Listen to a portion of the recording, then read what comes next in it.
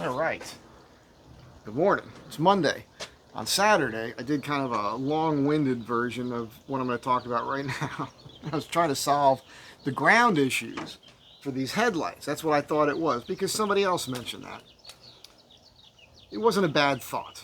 Just file that in the corner of me listening to somebody else again that turned out to be wrong. But it's okay because I learned a lot.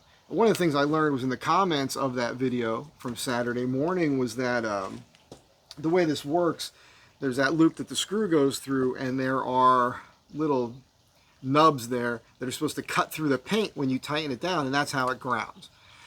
And he said mine looked corroded. So yesterday morning, Sunday, I came out here and I took a wire brush to that, cleaned it off.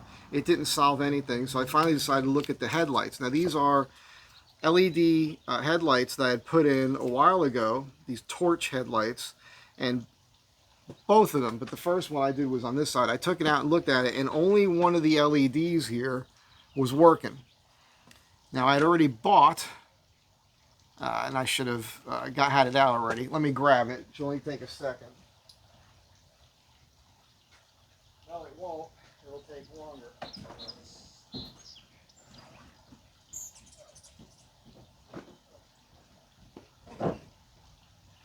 A few seconds of wasted airtime there for you. What am I? A jackass, a jerk off. I get it. I get it. I'm so pro. So pro. Torch beam. These are the ones I bought originally, and I bought them again just in case, because initially I thought maybe it is the one bulb. I'll buy these and replace the bulb. I'm calling it a bulb. Comes with both high beam and low beams. I still have the high beams in here because my high beams are still working. And but I know people are going to ask me what I bought, and I just wanted to show you the box so you know what they are. Here is a part number. I've been very happy. Been very, very happy with the performance of these. Now, I'm going to have to look at my videos, I haven't done it yet, to see how long these things lasted, but I suspect it was about 2 years. I think that's right. That's not very long for them to go out already. And you got to be careful when you put these in. You don't want to touch the LEDs. I'm always very careful about that. That's not a very long lifespan. I forget what they cost me. Sorry. But at any rate, I did that.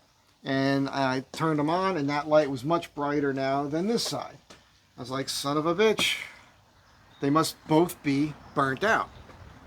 And sure enough, now I got to tell you, getting the bulb out of this side, first of all, I had to remove this whole unit. Like I've said before, it's just how it is. You have to. This is your coolant and your windshield wiper. They're connected. They hold fluid, and you got to remove that to get to the headlight. And I was in there trying to twist this thing. I could not get this out.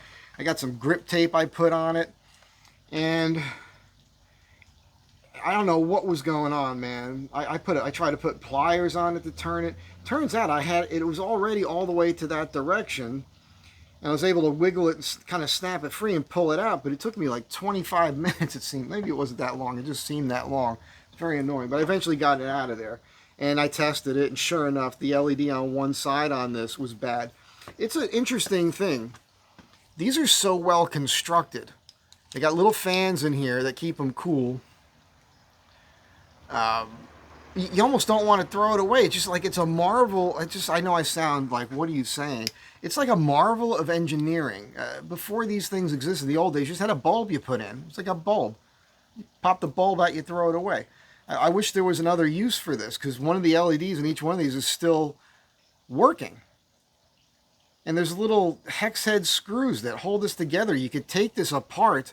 Wow, you know what? I'll bet you I could take this apart and take one half of the LED that doesn't work in one of them and put it in the other and make one that works where both LEDs are working. You could probably do that. You guys know how I feel about electrical. I'm really not that guy. At any rate, I just wanted to mention that. A couple other things. The busted grill. All right, this is all separated here. I went on eBay. It's $55. They made me an offer for less. I'm going to offer them $50. We'll see how it goes. They sell a billet aluminum replacement kit for these fins here. And the way it works is that you still use this piece, and you're still using the center piece, and there are little L's, longer ones for here, so you're going to have to drill through this to attach it, but it's billet aluminum, flat stock. It's square tubing, really, and it looks like to me. And it's going to screw to this piece and this piece, same thing down here. One thing you're going to have to do, I could see, is you're going to have to leave the piece of plastic here. You're going to have to cut these off here, but leave this piece. I don't know if you can see that on camera. Can't really see what I'm pointing at here. You're going to have to leave this piece of plastic here, right, to either side of these fins, because this assembly here fits into a hole here. So there's going to be a way to have to do that, but I think I can figure that out. At any rate, I'm probably going to spring for that kit and replace the plastic here, and obviously leave this. What's interesting about that kit is, if you wanted to make your own piece here, I think you could do it with that. But you'd probably have to keep this plastic up here. I think that's just the way it is. You can see how this is all just moving and separated here. So what I'm saying is there's a series of flat pieces of aluminum across here. They're held together with aluminum strips, and then there's L brackets attached, again, to attach down here and to here, which is going to make all this super strong and rigid again. So I think it's worth that upgrade. I'll get that. I'll do a video on it. It'll be interesting. When I do that, I'm considering getting black, because I got the black wheels, I got the black rear bumper. Eventually this bumper will be custom in black. Black is beautiful. And so, in anticipation of the future, that's what I'm thinking. I'll probably leave this chrome for now. I think the contrast might be kind of cool. If I'm wrong, I'm wrong. We'll see. But when I do that, I'm going to likely have to paint black any of the plastic that I leave here. And I'll likely paint this thing here black. I'll probably tape this out and paint the top and bottom edges of that black. I may even tape this out, the emblem here. And if I do that, I'm considering painting that red. I like a little pop of red. There's a little bit of red in a few spots around the vehicle. I think that's just a cool thing. It's just a cool factor thing. That's just what I'm thinking about doing. Also, these clips on this, the washer fluid and engine coolant, these can bust off. It busted off over here.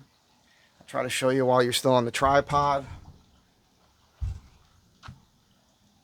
So I put 2 self-tappers in here. That's much stronger than the way it was set up from the factory.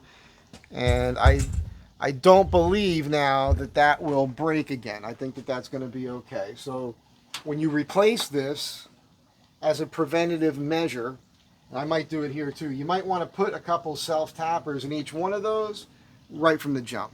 Then you're not going to have any problems in the future. So that's it. It turned out these LEDs burnt out, one on each side. That's really what the issue was. I was lazy. I fixed it. They're super bright now. Everything's fine. Thanks for sticking around for this video. Thanks for watching. Those of you who watched the entire Saturday video, apologies for it being so long. And that's it for now. You guys have a great day. Thanks for being here. I'll catch you in the next one. Bye.